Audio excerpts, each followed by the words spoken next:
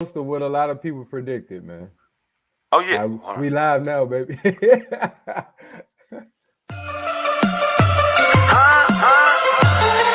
hold up, hold up, hold up. Burgundy, go.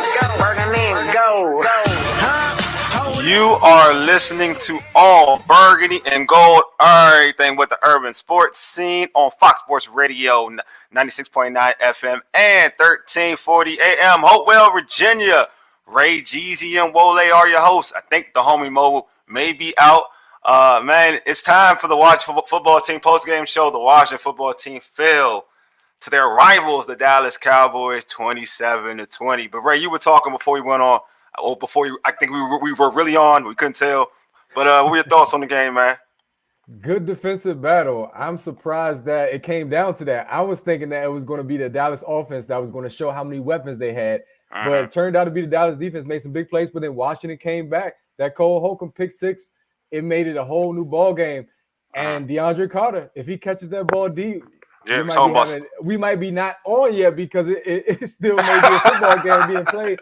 So good game, good division game. If you're Washington defensively, you're happy with what you did, and you're thinking that in 2 weeks you can go to Dallas and hold this offense again. And who knows what the quarterback situation will be like, because Kyle Allen looked good throwing the deep ball, I will admit. Man, it goes back to what you were saying prior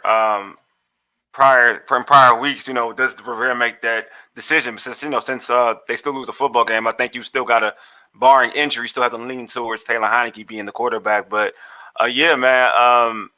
Before we get into all that, you can find this show on Fox Sports Radio, 96.9 FM and 1340 AM, Hopewell, Virginia's Facebook and YouTube pages, as well as the Twitter page, which is at 1340 AM Fox Sports.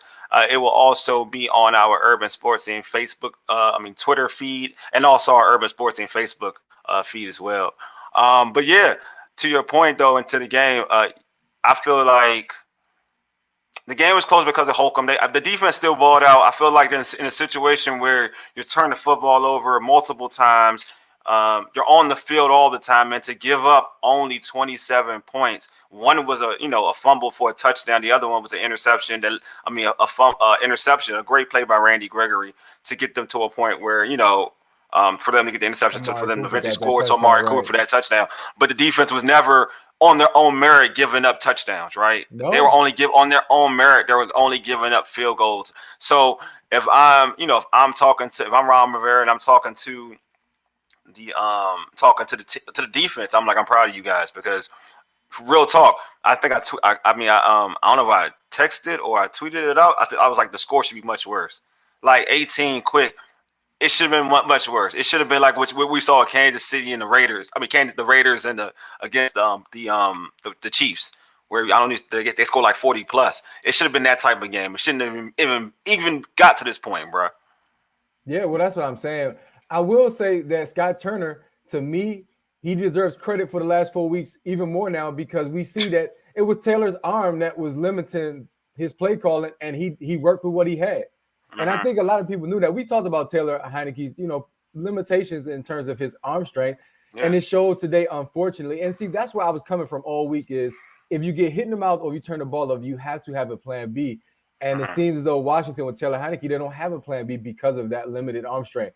So, dude, moving forward, you're going to have to address it, because once you got behind, you can't deconduct your way back into the game. And that's unfortunate, because Washington's defense, again, played so well enough to win the game. You leave this game not discouraged, but with Terry hurt now, McKissick already hurt, the team is looking banged up going into these critical division games. That's my biggest concern, is the injuries. But defensively, you still look pretty good. And you said it, Wole, if you play good defense, you're going to give yourself a chance to win.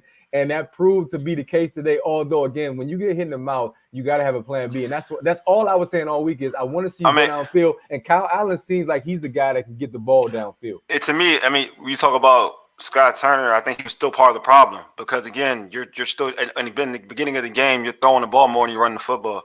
I was looking at the stats, and I was looking at these stats in the initial, couple series.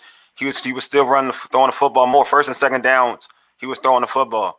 So you still were going away from what you were doing primarily earlier, within the games you were winning. You weren't doing the same thing. You know what I mean? Your running back, regardless of what people think it was leading the NFC in rushing, and you only ran like you would pass the ball, throw the ball. It gets to a point where we just said this. The dude is limited. Taylor Heineke's limited. Dallas Cowboys. They do have they have a pass rush. They got Randy Gregory. They have Lawrence. They have. I mean, you saw Micah Parsons. To me, he single-handedly beat the Washington football team. You get to a point where you can't put that on him to protect and put it on the offensive line to protect him as well, because it wasn't working out. So why not go back to what you were doing, going to a ball control style of football? I just give the defense way more credit, because you were on the football field. There's something that you weren't even doing during the streak. You were on the field like this for this amount of time, and to hold up, to create turnovers, to get pressure on Dak Prescott, overcoming bad officiating. Yes, you know what I mean. Like, that's impressive to me. I'm not going to take Scott Turner off the hook, because I was tweeting it out. Period. Like, I thought his play calling, he went back to what we saw prior. You know what I mean? And even with, you had to, and when you get down, you're going to throw the football even more. So yeah, obviously Kyle Allen coming in, you're going to see some plays that he did that you're going to be like, oh, he was limited. But to me, even if Kyle Allen is your quarterback with Scott Turner, and you're replacing the two, it's not a limitation on, like, it's not that Taylor Heineke won't allow you to do certain things. Both quarterbacks aren't capable of it. It's just, I'm going to keep it a buck. Both quarterbacks aren't capable of it. Your team is built on winning football games the way you were winning football games. So being that, like, you running the football and those winning games, that 4-game winning streak, that helps you win. That's the best way for your team to win football games. Doesn't matter if you swap the quarterback out, unless you're swapping the quarterback for another quarterback that's outside this organization.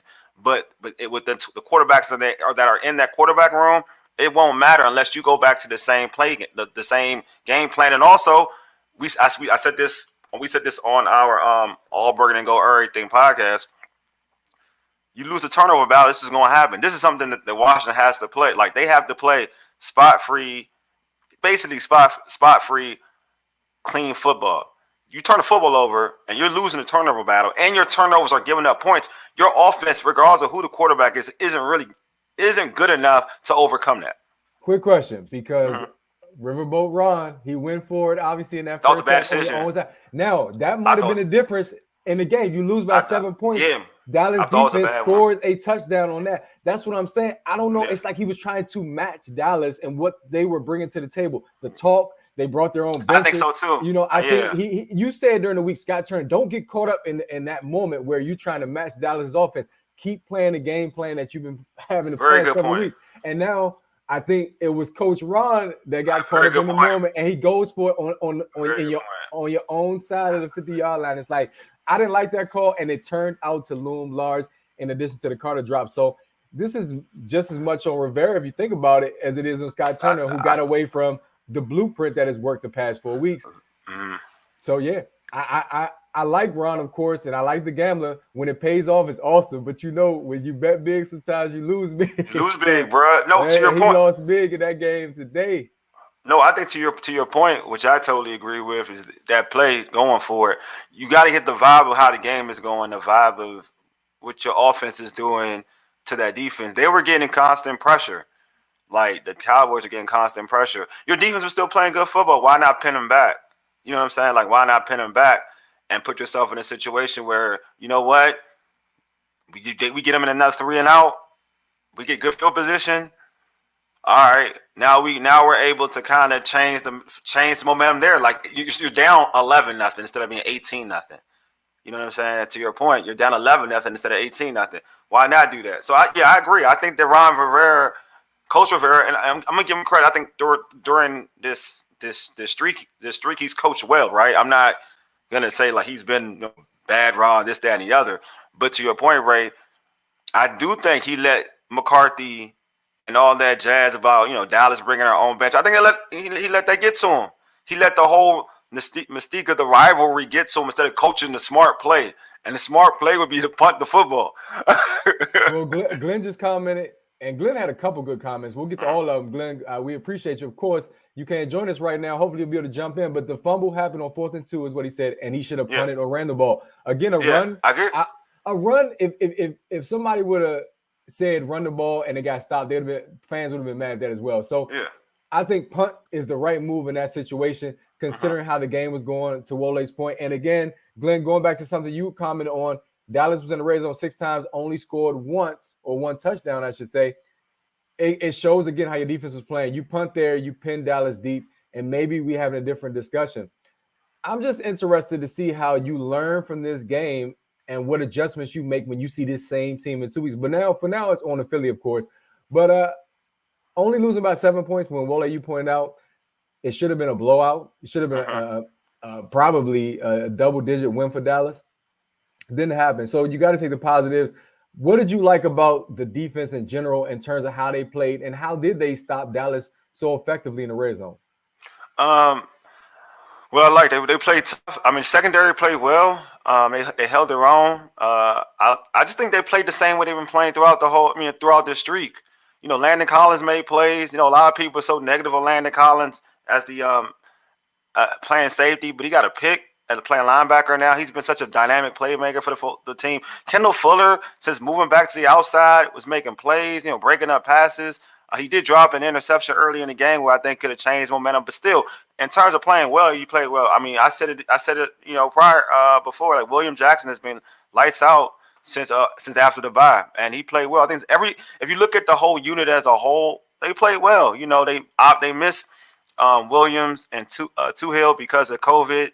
That came last minute, the defensive ends, but you know, Shaka Tony, they played their role. You consistently see great play from Jonathan Allen, Deron Payne, Ioannidis. You know, I just felt like the defense did what they've been doing throughout this winning streak. Now it's not just the past winning streak. So I just thought they played good football. They did what they were supposed to do. I was highly impressed with the defense, man. Like, nothing. I'm not gonna come in there and say, looking at the defense and say, yo, they didn't play well. They played lights out, to be honest with you. The only thing I would say, if I had to critique it, is they had some plays they could have made earlier, like some interceptions, fumble recoveries, things of that sort, to kind of, you know, help out a little bit more. But I mean, that's basically saying that, yo, Superman, do a little bit more. You know what I'm saying? Because I felt like they put a Superman effort out there. Okay, so of course the defense did their job. Let's go to the offense. We're not going to talk about Heineke just yet. I'm looking on Twitter. Curtis Samuel, his name mentioned a lot. Get him the ball. Why do we have this dude if we're not using him? Terry McLaurin now out. What do you do about Curtis Samuel? How do you incorporate him more into the offense? And how do you, as Scott Turner, if you're Scott Turner, run the football or place an emphasis on the run, but you still try to use what appears to be effective weapons, but they just haven't been that for this Washington offense this year? I'm talking about mainly Curtis Samuel, of course. And you already got your tight end out for the season. He's going to have to make plays, and that's going to be up to Scott Turner to get him the ball. What do you think? The whole Curtis Samuels thing is you know how I feel about Curtis Samuels in the offseason. So to me, he was nothing special. I mean, I'm gonna be real, bro. Like, everybody gassing up Curtis Samuels, but he's not. He's a toy, man. You just got to try to use him as best as you can. Use him in the running game. Use him in some screen action. That's the best way that you can use Curtis Samuel. Yeah, you know, they need JD. I'm with Glenn. They need JD McKissick back. He's very important to the offense because he's not. Yeah, like you said, Curtis is not JD. I mean, there's so many. I mean, everybody gets fixated on how to utilize Curtis Samuel. To me, in the game, to me, it was more when he was on the football field before he got hurt. Was how could you try to give Scary Terry the football? I'm not like, you know, people on Twitter. I'm all like, there's so many different ways you can give Scary Terry the ball if you can't get it to him deep or in routes. That you can give him the ball in the screen game because he's so good in the screen game, a wide receiver screen, because he breaks tackles. There's so many other things you could have done with Scary Terry to give him the football just so he can get the ball in his hands so he get a rhythm. Because I didn't think he got the ball in his hands enough. I think he may have had. Did he even have a catch in the game? I want to say he didn't even have a catch in his game. This is his first career game without a catch. Yeah, so to me, I would have did some things. I would have gave him the ball on the screen, maybe a wide receiver screen, because he's so dynamic even with that. So, yeah, people are going to be like so fixated on like Curtis Samuel and whatever. But I just from the offseason, how I've always looked at Curtis Samuel, if you're asking me, I'm like, you got to scheme some things up. He's not a traditional wide receiver. You know what I mean? He's a playmaker. Bro, you got to get the ball downfield. I had to step out the house because of real life responsibilities. Had to run the auto zone right during the game. So I hit the radio broadcast. And of course, D Hall is like, this team cannot get the ball downfield. One thing about Terry, you just mentioned, he's versatile. Terry can do it all, the slide, the deep ball. Yeah. I mean, it's so much you can do with Terry. But Curtis Samuel, he's primarily a guy that can make big plays. And yeah, but when has he ever been like a bomb threat? I mean, and like, I mean, he's got fast. Speed. Yeah. Yes, I mean, but there's you got to utilize that, man. But I'm like, we got fast people in the league everywhere. Like, there's fast people everywhere in the league. Some people don't get deep as easy as others. That's all I'm saying. Like, there's some like Samuel was faster than a lot of people, but I wouldn't say like for Samuel was probably still faster than Deshaun Jackson. Deshaun Jackson get deep easier than Curtis Samuel. Okay, so I'm just saying some people. I mean, I guess when people keep saying that Curtis, like, there's levels of just being fast. You know, that's what I'm saying. You just can't just be fast. You got to do more than just be fast. Like, so can you get him in space? I guess that's the thing. Like, that's the question. Can Scott Turner get him in space? Well, that's the most important thing. But it's not like when people say, how come he can't get him deep? One, he's still dealing with a groin. So we know that he's still, because that's still on the injury report. They were still questionable for the game because of a groin. So he probably didn't have that elite speed that he usually has. So the whole, can you get this man deep? I'm like, it's not like he's an elite deep threat anyway. I guess that's my thing. He's fast, but he's an elite deep threat. Like, is he, like, for instance, let's use him, another person example. The dude that played for Notre Dame and he went to Houston, Fuller, to Miami. That's an actual legit deep threat. You know what I'm saying? He's a legit deep threat because he gets deep often. You know what I'm saying? When he's healthy. So I guess that's when everybody talks about Curtis Samuel, I'm like, all right.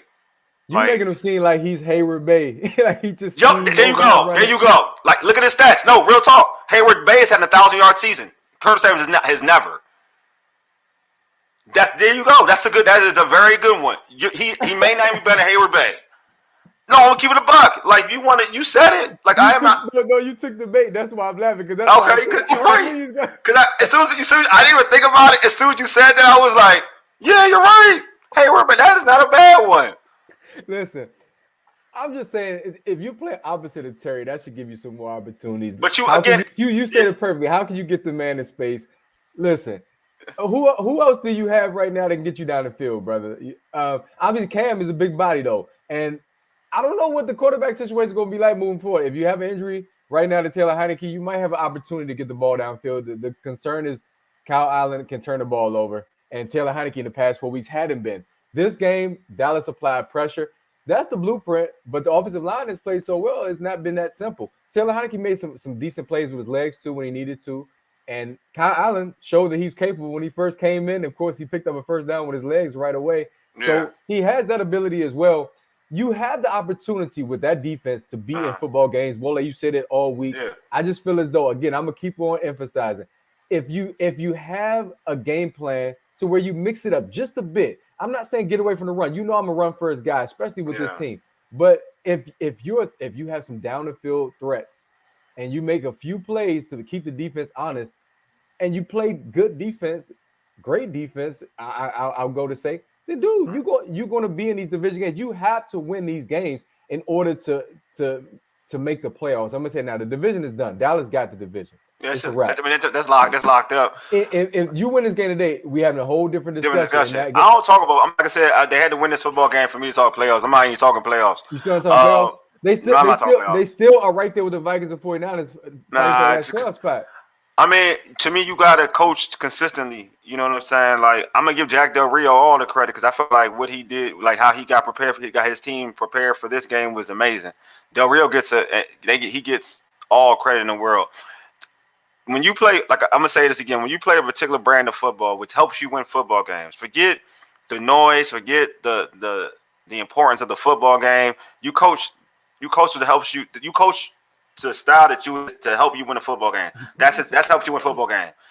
So when you look, the Tennessee Titans, when they have King Henry and that's their identity, they don't say, "All right, King Henry has helped us win football games. You know what?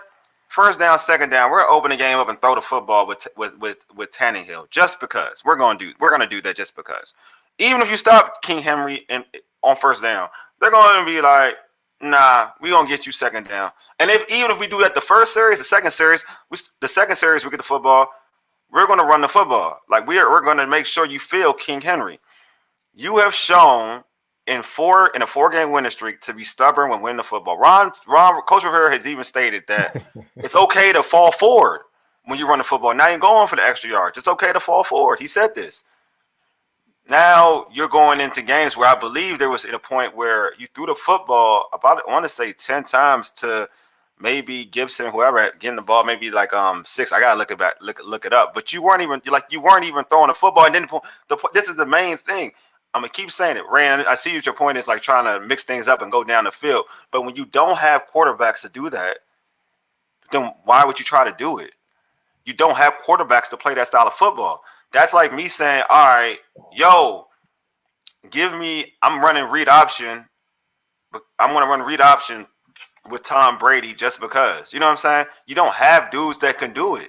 I'm just being real. Like you said this about Taylor Heineke. You don't think he's capable of doing certain things if you put that much on his plate. Kyle Allen's the same way. So if you don't have the people to do it, then why would you run it? That's all I'm saying. Okay, so I'm saying what happened today is exactly why you got to mix it up sometimes. Because but the reason why you don't mix it up, but no. See, that's the thing. It only did that. The only reason that happened because you mixed it up. You changed what you were doing. That's my point. You changed what you were doing. That's what happened. Like you completely changed what you were doing. That's why you're saying that you got to mix it up because what happened today. What happened today is what happened. You turn the football over. You caused that. Like you changed it. You decided to throw the no. You decided to throw the football at that particular down. We didn't have to. You decided to do that. Like you could have ran the football, but you decided. I'm just saying, like that it changed because you changed. You changed. That's all I'm saying. Regardless, you're going to find yourself behind at times. And yeah, you are. But I'm saying, like, if you change, this is the thing, right? Like, again, it goes back to it. You cannot change your identity if you're not capable of doing it. What it is. If I don't have, if this is how I play football, and this is how I can only play. This is the way I can only play. It's just like in anything, like in any form of coaching. I'm not going to have players do something they can't do. Like they can't do that. I'm not asking the team to change their identity. Again, I'm saying no. You saw elements. You're saying like open it up, right? Open it up a little bit more. I'm not saying pass on first and second down. See, to me that's stupid. But I'm saying let's say you do have a 3rd and 3. What's wrong with trying to go downfield if you can catch a team off guard in situations like that? What happened? Your quarterback's not good enough to read. That's what I'm saying. Like he's not good enough to read that type of, like it's 3rd down. That's your more exotic type of stuff. So you're talking about 3rd down, 3rd and 8, because that's what they're getting themselves into a lot. You can tell, you see it when they get 3rd and 8, they struggle. I'm saying 3rd and 3 because again, over the past 4 weeks, right? Yeah. They were effective on 1st and 2nd down. What you're saying is true. Running the football, then you have that nice 3rd and manageable. To me, all the options are available there for you now because you're running the ball effectively. That's what I'm saying. But even when you were running the ball well, I just saw a lot of passes that were short passes. It wasn't anything past 10 yards. And I just feel like, again, in a game where like this, where you got down, no matter how you got there, you have to try to figure out how you can move the ball because, again, that formula is not going to win those bigger games against those better teams. I'm just saying. It will win. It would win, bro. The only reason they lost this game, let me keep it a buck. The only reason they lost this game is because they did something totally different. Sure. It is what it is. Like you can't turn the football. You can't. All right. It's not like the Cowboys beat them. Like just to keep it a buck. If they score like you were talking, like what you're referring to is what you do. Your point is that the Cowboys offense ran all over them. That would be to your point. That didn't happen. So that didn't happen. So that's the only, all right, because our debates prior to this show, not even a debate, but our discussion prior to this game was the Cowboys would score often. Offensively score often. That was the debate. And they did, just not the way we thought they would. They didn't score. No, their offense did not score. They scored 3 points. They look at the score. The offense did score. That's what I'm saying. This is my. It don't matter. You were down. All right. So this is my point. How did you get back in the game? Huh? They ran the football. Look. The bomb. Okay, that touchdown. It was a bomb. Exactly. You got to. And a turnover, and they ran the football down that last drive to even get 14. They ran the football. They ran the football with young boy. So they ran the football even as the drive to score. They ran the football most of that drive. So all I'm saying, again, it goes to the point is I'm just saying, like, when we talk about, and let's be honest, Ray, let's be honest. We're talking about this style of football against a high octane offense, an offense like the Cowboys, a high octane offense.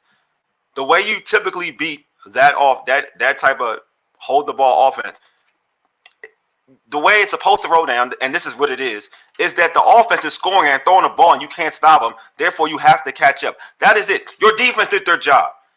They did their job. You messed up. You turned the football over. When you usually run that style of offense, and this is to keep it a buck, you don't turn the football over. That's what that job. That's why that style works. You don't turn the football over. Your quarterback was risky with the football. That's the problem. Definitely. That is the problem. Well, That's the problem. I agree with every point you're making. That's all I'm saying. I agree with you. See, what you're missing is I agree with you. Listen, they got away from their game plan and it hurt them. They fell behind, not because of Dallas jugging that offense, which is what I not at all. But they fell behind because of Micah some Parsons. bad plays and turnovers. Okay, Yeah, and Micah. But my point is, Wole, at some point, all I've been saying all week is at some point you're going to find yourself in games like this where you fall behind. No matter how you get there, you're going to find yourself. Yeah, I feel like now, can you game plan? I know the quarterback is limited, and this is why you have the game plan that you have. But I'm saying I feel as though if you are Scott Turner and he's a highly touted offensive mind, then you can find ways to scheme up guys like Curtis Samuel to get him open. You can find ways to get the ball. For real, Logan Thomas actually made some big plays last week, some gashing plays, and the middle of the field was open. Oh yeah, Cam Sims, another big target. Again, that's how you score. Because I like what you're saying. They ran the ball. Yeah, but it was eating too much time. I mean, you were down too big. You know what I'm saying? So I mean, it still ended up coming back. They stand up. I mean, you're right. I would have went no huddle, but they didn't. But they still end up being a closer game. So it goes back to it's an adjustment. Yeah. Yeah, but I'm saying it still ended up being a closer game, which is not my thing. Which I wouldn't have thought that. You know what I'm saying? So things in this game happened that was kind of odd anyway. Like if you ask me, it became a close game because Cole Hogan got the pick. Yeah, Cole Hogan got a pick six. So I'm just saying, like, to me, like when you're looking at like this game, it's DeAndre Carter. If he catches that ball, again, it's a nice open play. You got that. It's a different story. That's another threat too. Yeah, my man, Cornelius. So what's up, Cornelius? Said they should have known they needed to use the tight end and extra lineman to help against that Dallas D line side. No, Patterson is the best back on the roster. I've said this since preseason. Yeah, I mean, what's up, man? Thanks, Cornbread. Appreciate you, my man. I mean, he ran better in this game, but it's harder. Like Patterson ran better in this game, but the lead was kind of big, so it's hard for me to assess that because when the game was closer, Gibson, Dallas's defense seemed a little bit more stout, but in terms of stopping, in terms of going against the run. But you're right, though. I mean, to a certain extent, I think at times, Gibson, Patterson looks better than Gibson. But I'm gonna be honest to say, like during this winning streak, I thought Gibson looked way better than Patterson. Even times when Patterson was spelling Gibson looked like the better back. So Gibson just has his fumbling issue. Had another fumble. He got to take care of that. Yeah.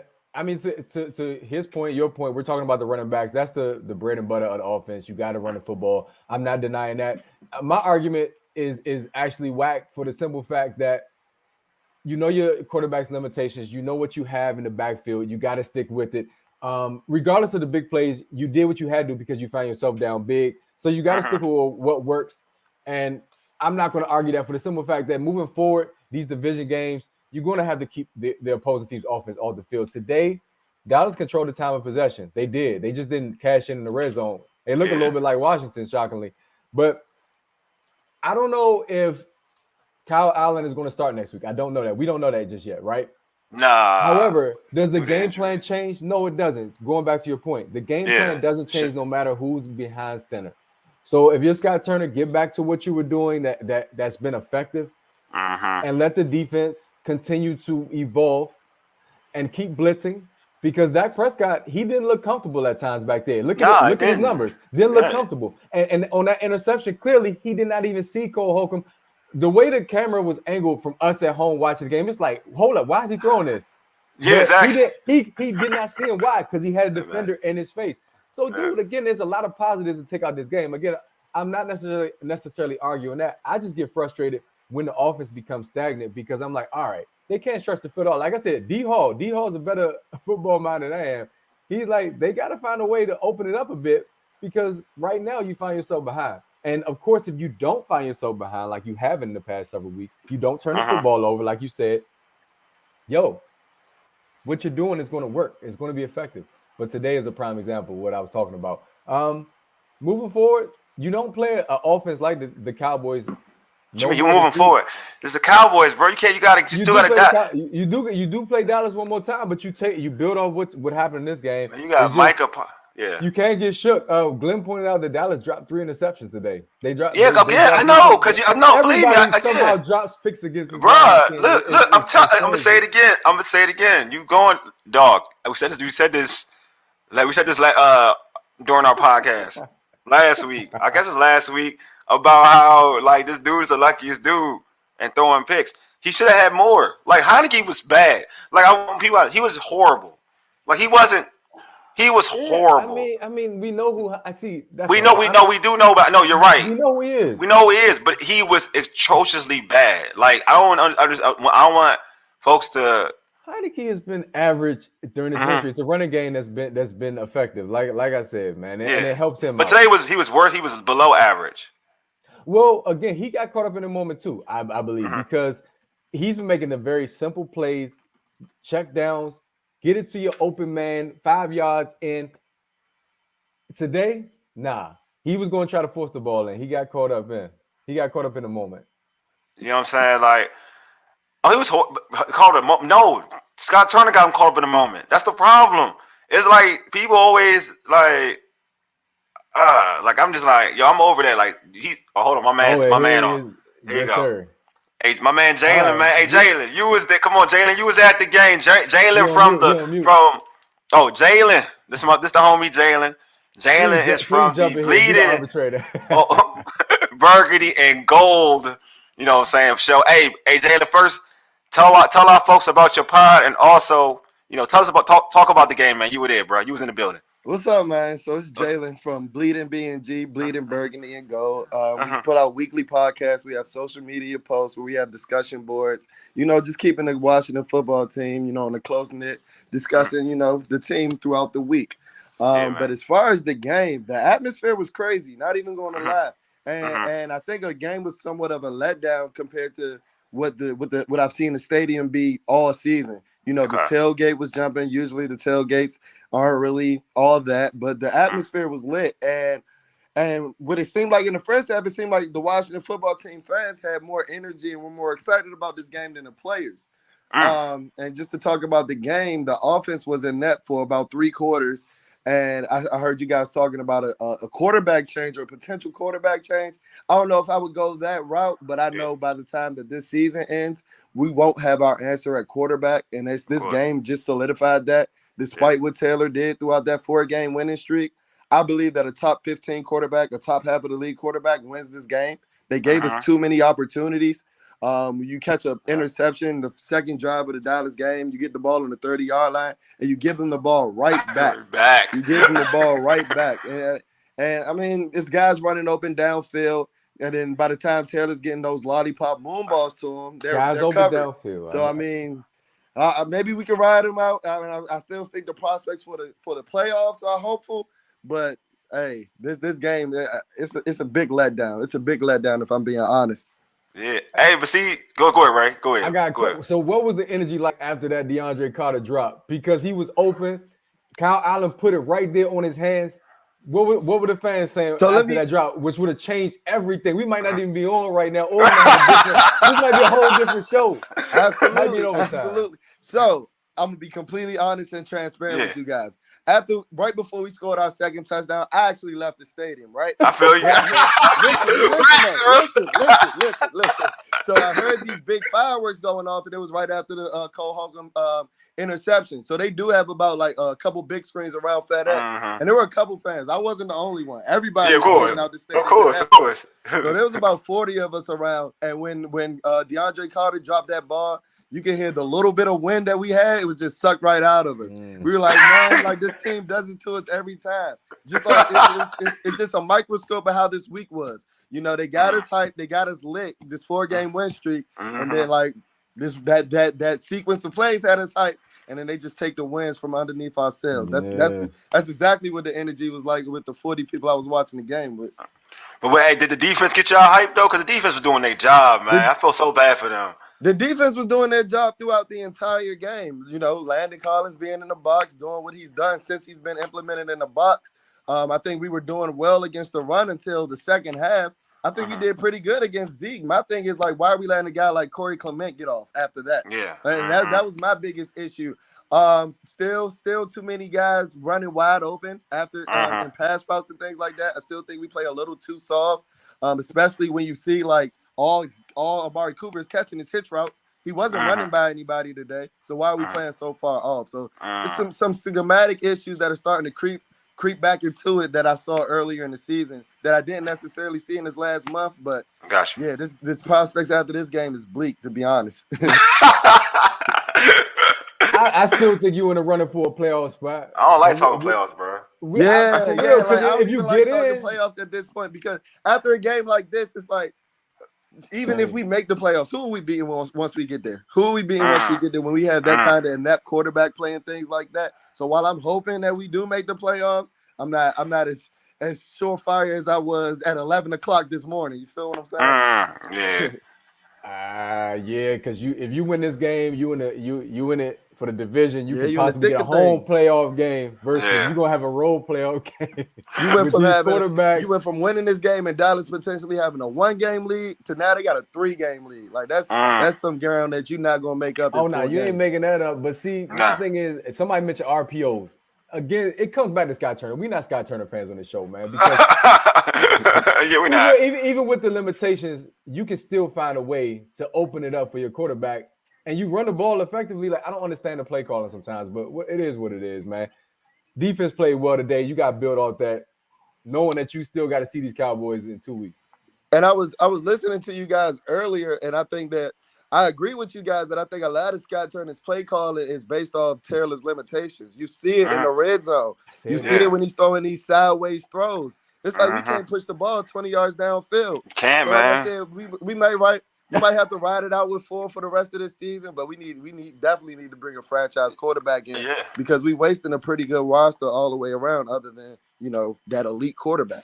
That's what I'm saying. That's my issue. Even with the defense, was struggling for a little bit in the beginning, and now the offense. It's like I don't know if fans or even the people in the building know that they're wasting talent because those are years going off on these young deals that you're not going to keep these players. You know what I mean? Like a player like Tim Settle, you ain't going to be able to keep him because you've been wasting that talent. You can't pay him. You're not going to keep him. You know what I'm saying? Now it gets to the point where you got to talk about Chase and all these not Montez, all these dudes, man. Like, you already paid Deron Payne. Like, you gotta take advantage of this stuff, bro. Like, you can't stop looking at it like, all right, we can just bring this quarterback in. We can bring it like this, like you said, man. Like, this roster good enough to win some serious football games, bro. Like no average football games. You get a decent quarterback, you can win some real football games, man. Bro, what's your thoughts on Curtis Samuel? How you get him more involved? Man. Honestly, I think that like we're forcing a square peg into a round hole with Curtis right now, because like he just doesn't have his legs under him. If you saw last week, he got clipped up by an arm tackle, and we don't. If you watch Curtis Samuel in Carolina, you never saw that because this is a guy with a running background. But I want to talk about De'Ami Brown because that guy just be out there running around. De'Ami Brown has 86 more yards than me on the season. He has 86 more yards than me. That was my guy too, man. I feel so bad about De'Ami right now, man. Me too. I was hyped when we drafted him out of North Carolina. Yeah. But you saw today on the first drive, he bit on his own double move, falling all over himself. The lights are too big for him at this time. So, I mean, I don't know why Cam Sims isn't getting more reps. He's playing more than it's true. I don't know. So, hey, I'm kind of speechless after this game because a lot of what I saw early in the season that got us in that 2-6 hole is starting to rear its head again. Yeah, see, I told you, Ray, doing the same thing. All right, real quick, because I want to talk about this dude before I let you go. And he's on the enemy. But Micah Parsons, man, how is he in person? Like, to see Monster. Should have traded up to get him. On the second sack that he had in the first half, not the strip sack, but the second one. Second sack, I was just texting my buddy from Dallas. It was like he beat the snap. He beat the snap. Yeah. He was there when Taylor caught the snap. This is a guy. I told my you guys know Tay and Ty from the I know. podcast. I told him in week 2 because he was like, Michael Parsons already has more sacks than Chase Young. I said that's because he's a better football player than Chase Young. Yeah. And they were like, no way. Well, it's looking like I don't want to toot my own horn, but it's looking like what I said might be right. This guy has more career sacks in 11, 12 games than Chase. I don't want to make this about a Chase Young, but he has more than Chase Young has in his career, and he has more than Chase Young or Montez Sweat has at all this season. And I don't even want to get started on Montez Sweat because I do think that his presence is one of the reasons that we didn't have our top 4 DNs today.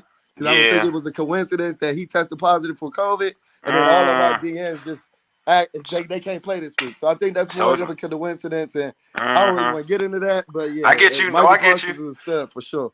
Yeah, I get you, man. Definitely. I thought about that too, and I thought about that. I was like, too. this is more than a coincidence. Yeah, more than a coincidence. Hey, babe, Jalen, before I let you go, man, let our listeners know how they can catch you on social media, and also tell them again about your podcast. Cool, appreciate you. So, like again, my podcast is the Bleeding BNG podcast, Bleeding Burgundy and Gold. We're available on all podcast platforms. We have social media pages. Our Instagram page is at Bleeding BNG, BLEEDING BNG. Our Twitter handle is spelled a tad bit different. That one's BLEEDIN BNG. So there's only one G in our Twitter handle. And like I said, we post daily discussions, weekly podcast posts, daily posts on our social media pages, just to keep the Washington football team, talking, keeping the conversation active, and just giving you guys the most relevant updates that I think that you guys may need. So just check those guys, check it out. Because we're trying to be your number one content hub for everything Washington football team. Oh man, bet that. Hey, one more thing before I let you go. How do you feel about Antonio Gibson? What's your feel on him right now? A lot of promise. I still think that he's figuring out the running back role. I do think that he needs to get with a guy like Tiki Barber this offseason, a guy who had fumbling problems, because he's still running too loose with the rock. And I know that these coaches are in his head, but it's like something's got to click at some point. Something's got to click at some point. This running style, he runs like a guy that played receiver in college. He runs with the ball like a loaf of bread. But I do think that the talent is there. You've seen it throughout this 4-game win streak. So I think that once he understands the nuances of the running back position, I think that we have a gem. I think that we have a gem for sure. But these fumbles are starting to get on my nerves. I agree. Hey, Jalen, man, appreciate you, man. We're gonna rap again later, man. For sure. Appreciate y'all. All right. Appreciate you, man. Yeah. All right, so it's on the Philly, Wole. It's on the Philly, man. We got to close the ship. This is a must-win. I don't like defining that. I said every game is a must-win like several weeks ago, but this is a must-win. You lose this, you might as well start planning for the off season. Yeah, I mean, I just think that I thought the Cowboys game was a must-win for if you talking playoffs. That's how my mindset's always rock. You're only 1-1 in the division right now, Slim. That's how I rock, bro. I felt like that. I don't want to talk that playoff must-win. Yeah, in the grand scheme of things, this is a must-win. In the grand scheme of things, I'm agree with your comment. You're in a stretch run right now, Slim. Look. To your point, yes. It's a must-win if they want any hopes to make the postseason. It is a must-win. You're playing against a good Eagles team. The Eagles come off a bye. They're ready. They've seen the tape. They bring pressure. So it's going to be a more to me, to a certain extent, it could be more of a challenging, defense to go against to a certain extent, because what the Eagles bring to the table in terms of their pass rush. But then the Cowboys that boy Michael Parsons is special. But the Eagles do have some elements that can make this challenging, and they have and you don't know what the quarterback situation it's going to be with Gardner Minshew and also Jalen Hurts. You don't know who's going to be the quarterback going into that game. I'm thinking it'll be Jalen Hurts. That's my belief. But you just don't know what they're thinking of down there up there in Philadelphia. So, I just think that they're challenging. It's a challenging team. I mean, the Eagles are very similar to what Washington is trying to. They're similar. They're not that far off. Yeah, defensively, I agree. Yeah. So we're expecting another defensive battle. But if you learn anything from this game today, just don't turn the football over, and you'll have a chance to win in Philly next week. So let's see what the discussion will be if you have a turnover-free game. I believe that results in a victory, no matter who's at quarterback for Philly. But You're going on the road. Will you limit yourself like you?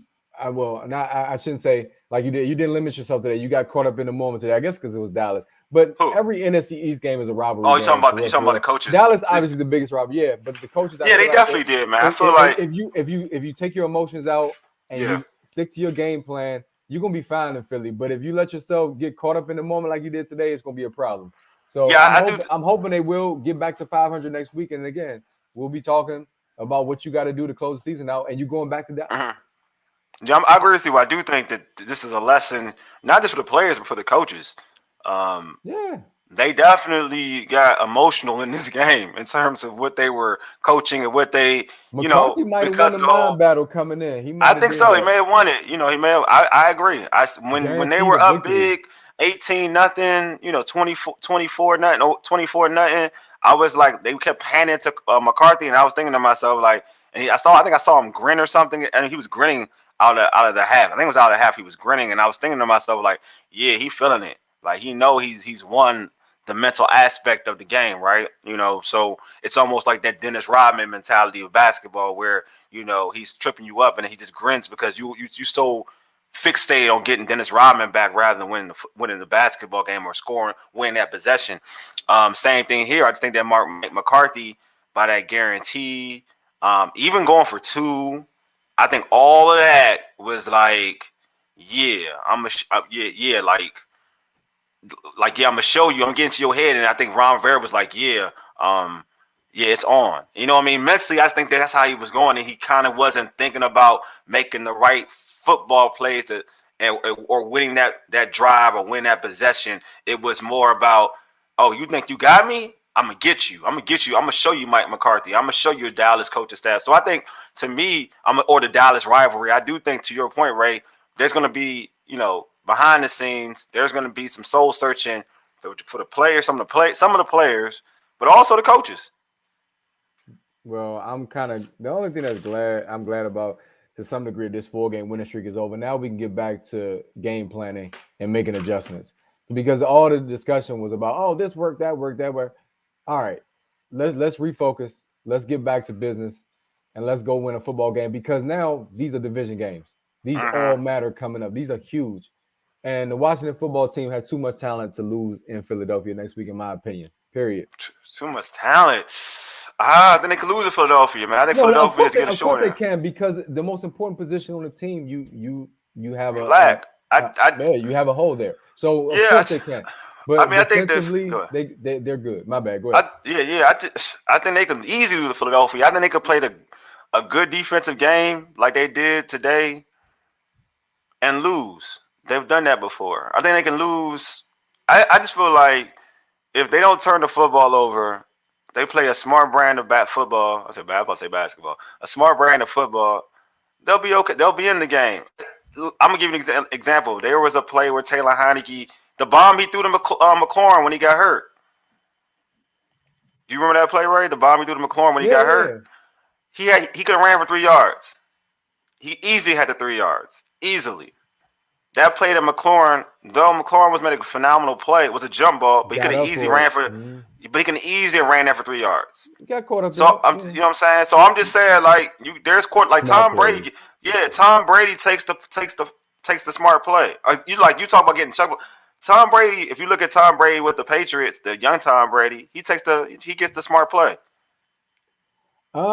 I do. I'm not gonna say us. I'm not a Washington guy, but I still think that Washington can make the playoffs. I'm always optimistic, because if you look at the wild card standings, you look like George said. Shout out to him last week, dude. The 49ers are inconsistent. Minnesota's inconsistent. You can still get in, and then with that defense, you can have a chance if you play a team on the road. I don't care who it is. The Cardinals, to me, is the worst matchup you can ask for. If you that's what I agree with. To your point about on offense, I agree. When you're talking about like playing that style of football and an offense to go against, a team to go against, it's the Cardinals. That is the one that I would agree with. To say like you can't really run. It's too hard. They can still get it done. They have too much talent on the team.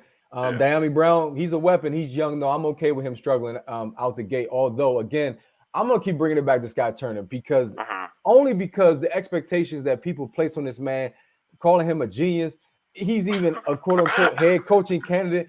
If you really are that guy, then you're gonna put your guys in I position to agree. I agree succeed, with that. and you're gonna utilize the weapons that you have, no See, matter who's injured. Even if Terry can't play, you're gonna utilize the guys that you got. And I have not yet to see. Well, McKissick to me is the one that stands out. Like he's the McKissick one. is a Yeah, weapon, bro. he's a But weapon. other Yeah, than that, I feel like he's got ballers on that offense, bro. He's got ballers. yeah. No, I'm with you. I'm like, that's my issue with. I guess that's when we talk about Scott Turner. I talk about like coach to what you know, whatever, like to what your talent is. That's I think Scott Turner is in that group too. You know what I'm saying, right? Like to me, he ain't good enough to call those type of plays, or his creativity isn't high enough. So that's why I'm like, just keep it simple. If you're not good enough to do something, that's like if I'm not good enough to do this type of task the way you may do it, then I'm gonna try to find a different route, a different way of doing it. So that's He's what I'm saying. supposed to Like be though. That's my point. He's supposed he to be not. that See, that's the guy. thing. Like, no, I don't listen to other people, bro. We don't listen to Ray. We know what we see, dog. Like, I'm nah, sorry. because we don't do that. I know what you're doing. Like, I get it, but he ain't that guy. We don't do that. Like, what we do is that we judge you off of what you've done here. Like, we've seen. This is my thing about and I gave Scott Turner credit because again, he was smart enough in that 4-game winning streak to do the simple thing to help his team win a football game. Because it's all about winning football games. I don't care what it is. About putting your team in the best situation to win a football game. My issue with Scott Turner is that typically with Scott Turner is that not Scott Turner, but in the past we've seen what he can do. Like the excuse was, oh, he had Alex Smith. Well, you don't have Alex Smith now, and it's still limited. The excuse is you got Taylor Heineke as your quarterback. Bruh, you can't keep using this as an example. Keep using these excuses because we've seen quote unquote high octane, awesome offensive minded coordinators work with less, right, and put up numbers. I'm not even saying they're putting up 30, but they're moving the football. They're moving the football enough. This team does not, and they don't have a quote unquote guy like Scary Terry. You know what I'm saying? Like, or they don't have a guy like a tight end when healthy, Logan Thomas or whatever. Like, I don't want to hear that stuff. Like, that stuff that bothers me, bro. Like, Scott Turner's excuses bother me. That's why I'm like, I gave him credit because he understood who he was to me as a coordinator to say, all right, I'm better playing. Like, I'm more efficient playing this style than trying to open up and play this style because your body of work, to me, you ain't good enough to play the whole open it up type of style. To be fair, like we're gonna really break it down from year 1 to year 2. That's how it is to me because the excuse was Alex Smith. Now the excuse is Taylor Heineke. Before that, folks were saying like, oh, he would do better with a quarterback like Taylor Heineke. That's what some of the folks were saying because he's more mobile. He can still throw it because he's not gonna be as limited like Alex was. So the common denominator would be Scott Turner. And we appreciate the comments. Yeah, typical NFC East game. It's crazy how the game ended. Again, it tightened up, and I'm not gonna say Dallas offense didn't show up, but Kellen Moore, for whatever reason, it seemed like his play calling changed too when they got into the red zone because Dallas drove the ball downfield, as Glenn pointed out, 6 red zone trips. So some of the red zone trips again was a turnover. Oh yeah, absolutely. Yeah, so I mean, like the couple was a turnover, couple was 2 fumbles. Yeah, yes, so, absolutely. So I agree with that. Again, it was a defensive battle, and Michael Parsons was the biggest difference. That's all. So yeah, that's how I look at it. That's the biggest difference. That's hard to overcome though because hey, that boy he's coming. Again, that boy nasty. Washington should trade it up for him, but easily, dog. After watching every play he made, I was like, should have been with Washington. Should have been with Washington. I was like, should have been with Washington. I was like, yo, he was like, folks out here. Yo, arrogant. Gentleman Davis is Thomas Davis. That's all I kept hearing on these past. Oh, bro, that's all I keep hearing. He's not. Well, Michael Parsons. When I was looking at Michael Parsons, I was like, dang, is this Lawrence Taylor? That's what I kept saying. Is this Lawrence Taylor? Because every play I was like, this man is everywhere. Like the thing about it is, I don't know if folks really know follow Michael Parsons in college because some of y'all just saw the draft highlights. I'm a Michigan fan, so I know enough about Michael Parsons. He's a linebacker. He really is like a real linebacker. Like he's not even this type of dude. Lewis. Yeah, act like Lewis. He's really not even. He's supposed to be an inside linebacker for this team. This dude blitz. Now he playing edge. Like I said this to Ashley because Ashley tweeted me because she was on our show last week. You know what I mean? And I mean she texted me. Excuse me. And she was like, you know, Micah Parsons. I told y'all about Micah Parsons. I was like, oh, I said, Ashley, I already knew about Micah Parsons. You're right, but I already knew about Micah Parsons. I was like, Micah Parsons, and no shot on anybody. I'm gonna keep it a buck. Micah Parsons limited in this short body of work is what Washington fans wanted LeVar Arrington to be. They both went to Penn State, both rock number 11. I'm just saying he's the, and no knock on LeVar, but in terms of what he was doing, playing outside and inside, you saw him in pass coverage. You saw him in coverage. You saw him outside. Faster. I think Michael Parsons is faster. Yeah, he's like LeVar. Don't forget LeVar. He's faster. He's 4.3. LeVar's a 4.44. Was a 4.4 though. 4.3. Yeah, so LeVar's fast. I'm just saying, like they're not all. LeVar is fast. But Michael Parsons, like our guest just said, that speed, like he seemed like he beat the snap. That's how fast he was in the backfield. Like, but LeVar's fast like that too, though. We forget, like. Oh, LeVar was super fast, bro. He was fast. He's not this daggone fast though. Hold it. Would you take Young over Parsons? It's early days. I'm taking Parsons. If you had to choose between the two, yeah, I'm taking Parsons. Coming out of college, I'm taking Parsons. See, it's all Parsons only got a knock because of the stuff. Because all field stuff. But Michael Parsons, he played the same way throughout his college career. To me, Chase Young, sometimes in big games, I didn't see him show up sometimes in big games. So my college, right? College, right? Yeah. I mean, both are super talented guys. So right now, I think Washington's happy with Chase, but you could have had both. That's the scary part. That's all I'm saying, brother. You could have had both. You could have had both. That's the problem. If they would have did what I told them to do, they would have had both of these dudes. I saw the way the draft was going. I said, get that dude. Okay, we gotta wrap this show, bro. Okay, we gotta wrap the show up. We appreciate it. We'll talk. Join us this week. You know, Urban Sports Scene live on our live show, and also All Burgundy Gold. Everything. Look out for that. We'll have our Philly prediction, I guess. Then Wale ain't ready yet to make that prediction. What? About what? The Philly prediction? We're not doing that now. We'll do that. We'll do that. We can do that on the other show, man. I don't got no predictions. Right, I don't got time. Thanks for the comments. Yeah, we appreciate the comments. Hey, subscribe to our podcast on Spotify, Stitcher, iTunes, and Google Podcasts. Search All Burgundy Gold, everything with Urban Sports Scene. Also tweet us at Urban Sports Scene and hit us up on our Urban Sports Scene Facebook page. Appreciate you all for listening. You've been listening to All Burgundy and Gold, everything with the Urban Sports Scene on Fox Sports Radio, 96.9 FM and 1340 AM. Hopewell, Virginia for ages. You dig? Deuces. Hey, Mega, lead us out, big homie. You